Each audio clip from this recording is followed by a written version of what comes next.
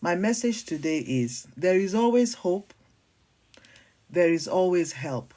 You just have to reach out for help. If you're in the UK, I'm in the UK, London, there are so many organizations that you can call. There's the Refuge. I trained to become a mentor, mentor to coach other people. We have Women's Aid. There's quite a few organizations, and I'm sure that in other countries, wherever you are. Thank you, Rashidat. Do you want to come and join me on the podium? Wherever you are based, there must be something. And the important thing is not to keep quiet. I don't want to be mentioning the name of that girl in Nigeria who her death got a lot of publicity. This girl, we don't know what the truth is, but this girl had been beaten so many times. In fact, I'm hearing now that she tried to leave, but the church will tell her not to. Now, a word to this church matter. Thank you for calling me, Rashidat. It is good to be in a church, but you know something? There's something that is overwhelming me when I see it. Why is it that people always think that it is the pastor that has to tell them how to live their life? Do you know what I'm finding out? Some pastors are abusers, the male ones. Please, if you can you give me a minute? Please give me a minute. Give me a minute, please. Rashida, give me a minute. Some pastors are abusers. So what do you want them to say to you when you go and report? And then they tell you, oh, just bear with him. This girl that died, her name begins with O. Oh, sugar, I have to be careful the words I use. Sorry, TikTok. This girl was beaten. And I understand now from those who said they were close. Some people said they were following her story. She wanted to leave, and the church said no. Now, we have to understand and read the Bible for ourselves. You know me, when I separated, when the police dragged me out, my ex-husband called me on the phone and said, God hates divorce. He was shouting that I must come back. I said, I'm tired of being beaten. I'm tired of the name calling. He said, but God hates divorce. I said, yes, God hates divorce. But if you read that same chapter in Malachi chapter 2, it also says that God hates you treacherously handling the wife of your youth. So in other words, if you're violent to a woman, what do you expect her to do? To wait until you beat her up? My own told me that I've not seen beating yet.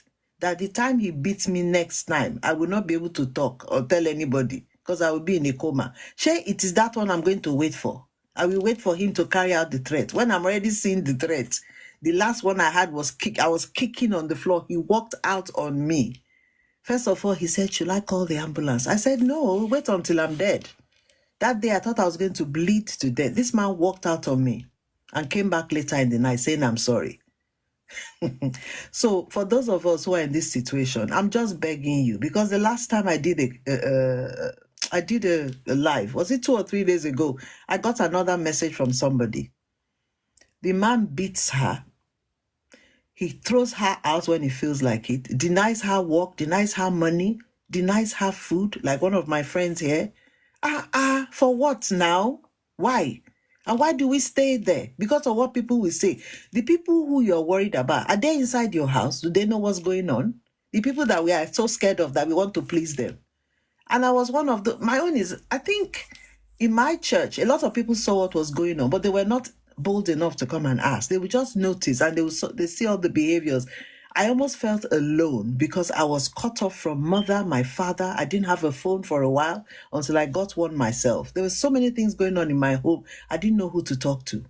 My friend who joined the call, day before yesterday, she said, you were such a happy girl, but suddenly you went quiet.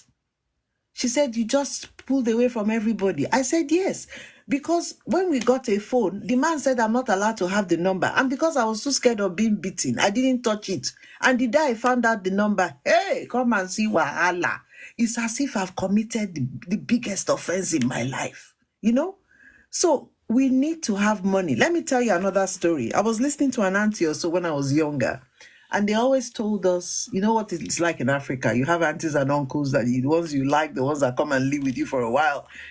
And they said that they watched their own mother. She would always say to her husband, give me money, please give me money. The man had 4 wives. And she said she swore in her heart she would never be in a position where she'll be begging a man for money, and vice versa. I don't think there's anything wrong with a man providing for his household. I agree with that. But if a man provides to the point where a woman is impoverished, if a man is bringing in money and the woman does not see it, what is the point now? Find your own money. Because in my own case, I became so dependent because I had a job and I gave it up. Because of the arguments about money, I thought, okay, let me cuckoo just sit at home. And I was pregnant then. Otherwise, it wouldn't have made sense. I was going to have a baby. And in London, you get maternity leave. I couldn't even wait the 2 months or so before maternity leave. Just for peace. Over this, I want the money. I just thought, I'm going to stop. So you go and work now because we need to survive. And I remember for days, I was hungry. Whether I made the right decision or not, I don't know. Anyway, the man went out to find work at some point. I don't think I did the best thing. So I'm talking here about domestic abuse and money. As a woman, please, you have skills. You have a life. You were born for a purpose. Just like the man, he has skills, he has a life, he was born for a purpose. And the purpose, first of all, is to God.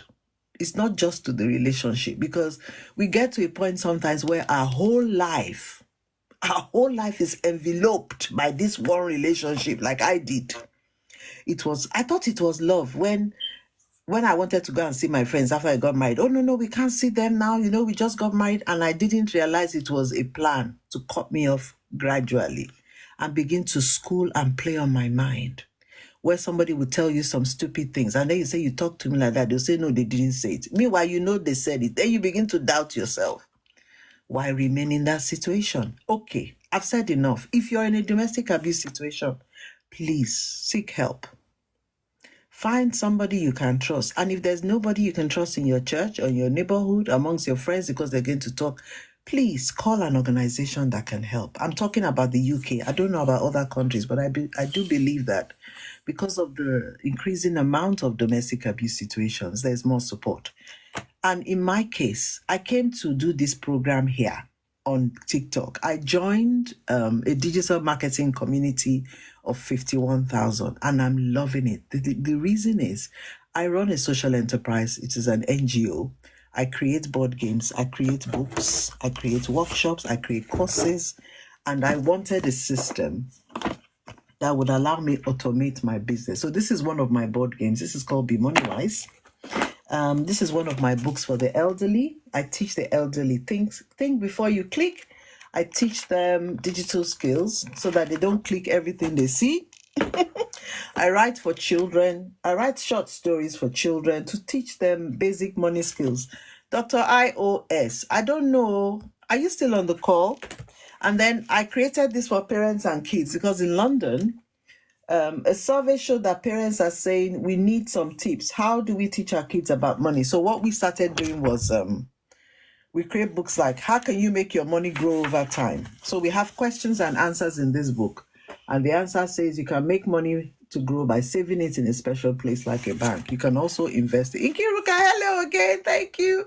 So this book is question and answers around money. That's another book. I've got about 17 of them. I don't have all the books here today. This is my latest board game. It's called Numbers on the Loose, and it's better than other ones because, of course, it's mine. And this was a response to our Prime Minister's initiative in London, in the UK. He said, we need to get people doing more maths. In today's world, with AI and digital skills, you have to understand logic and how people write coding and all that. So this game has care home on it because I created it with grandma. So it can be played by the whole family. It's called Numbers on the Loose. Numbers on the Loose. Numbers on the Loose. So my point here is, can you imagine what would have happened if domestic abuse killed me and I'm not... I keep using these words. Sorry, TikTok. Can you imagine if I wasn't here today? So when I was told to write this book, to talk about my life, I got a license by a company. They bought they bought the rights to use this book. I had to negotiate a deal with them for 3 years, and they distributed it across Africa. In those days, when I used to check in, I would see figures like 200,000. Do you know what that means? 200,000 times this book was accessed. And that was in about 2 years. So you see, the problem is so bad. And it's bad even in the church. Now, let me go into some scriptures, what I began to understand when I left. So that's my book, Beautifully Flawed. It's available on the A Company. It's available on several companies and around the world. Ariola Araba is my name. What I learned from the Bible was, apart from the fact that God says, you should not deal treacherously with the wife of thy youth. That is in Malachi. And he says, I hate divorce. He hates cruelty to a woman, because in the Jewish law, there's certain things you do to a woman, denying her love and denying her affection and sustenance. You know, all those things could be tantamount to moving away and getting a divorce. Anyway, never mind that side. Let's go to the New Testament. They keep saying, oh, if you do this, if you divorce you're committing adultery. Certain parts of the Gospels were written to certain groups. But you see, Jesus kept saying that it was not meant to be like that. But because of the hard heart of man, divorce was allowed. And then if we go back to Romans and Corinthians, it tells you that marriage is honorable. God wants marriage.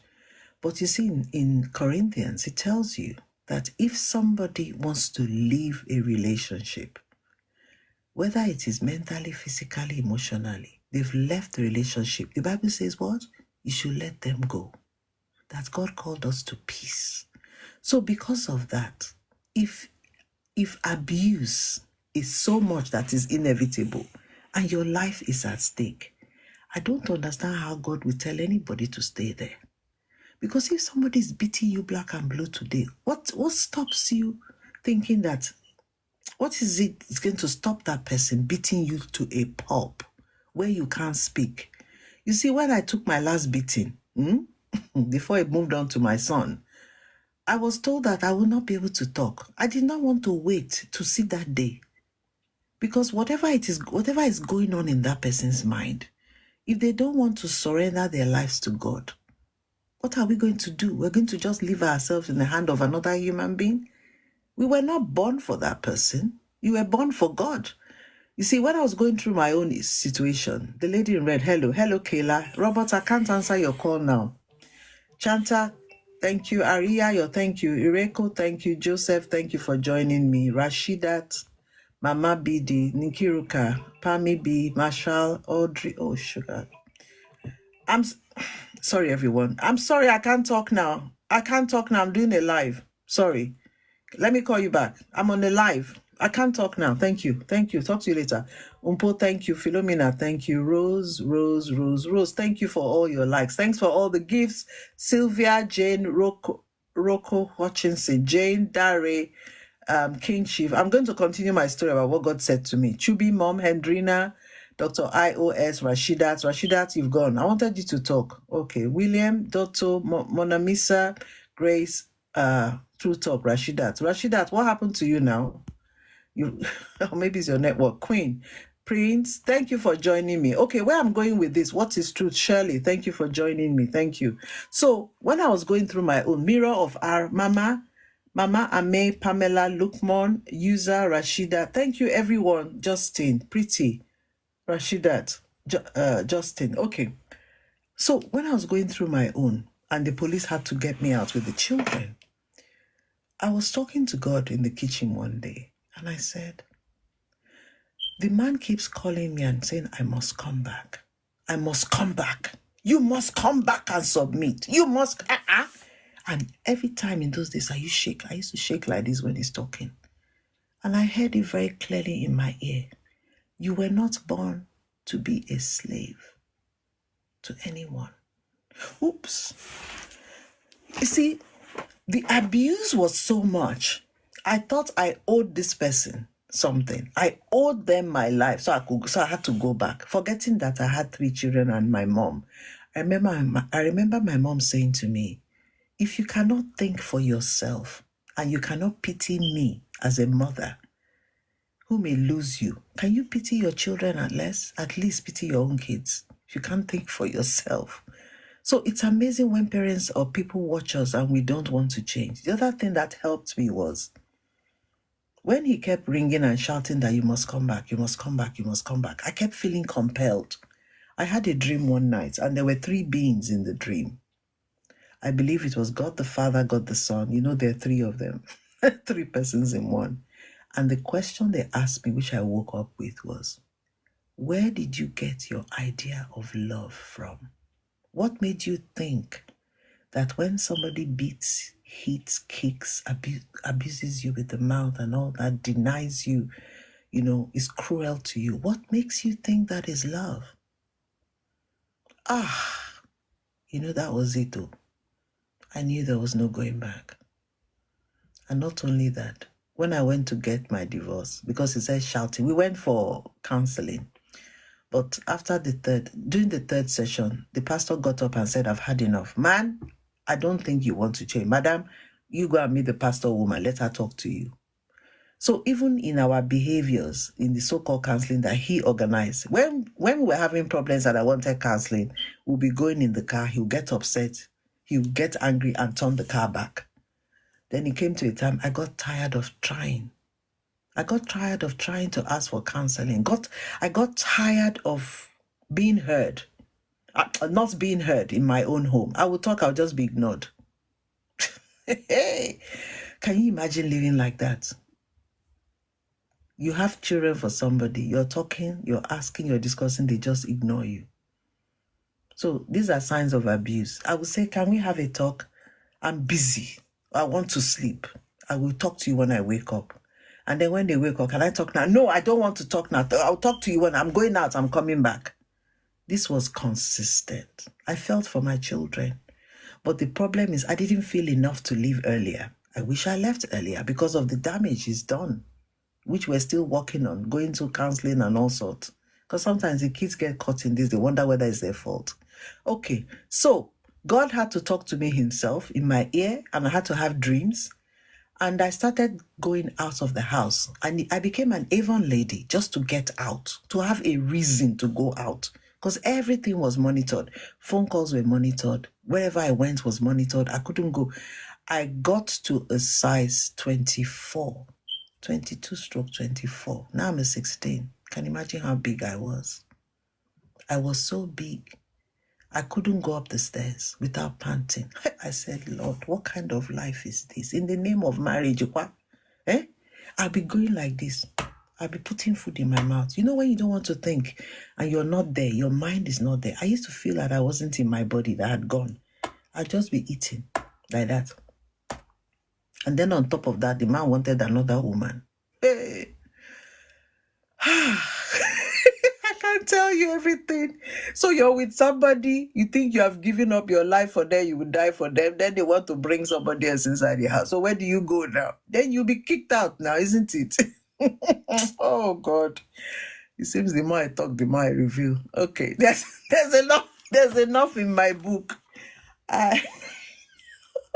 It's not a laughing matter, but I have to laugh at my stupidity. Okay, so the point I'm making here is, now, when we talk about money, do you realize that after having the exposure of over 200,000, maybe people, to this book that I've written, it's about time I created a course, because God said to me, you have not done what I asked you to do. You just written the book. You have not done a course. So I'm going to release a course by June.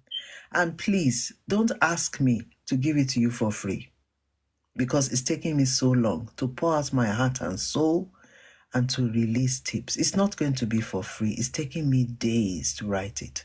And you can imagine that when I have to rehash this story, I might end up crying in the process. So I think I need to be rewarded for that. Okay, let me see who else is on this call. I want to thank you for joining me. Are there any questions so far? Dr. iOS, you've been listening very patiently. The lady in red. Okay. NKB, Kiki, Mag, My Lord, Ibrahim, Jaikoro, Ayaz, Lazia. The reality, Kiruka, the reality is that you have to have money.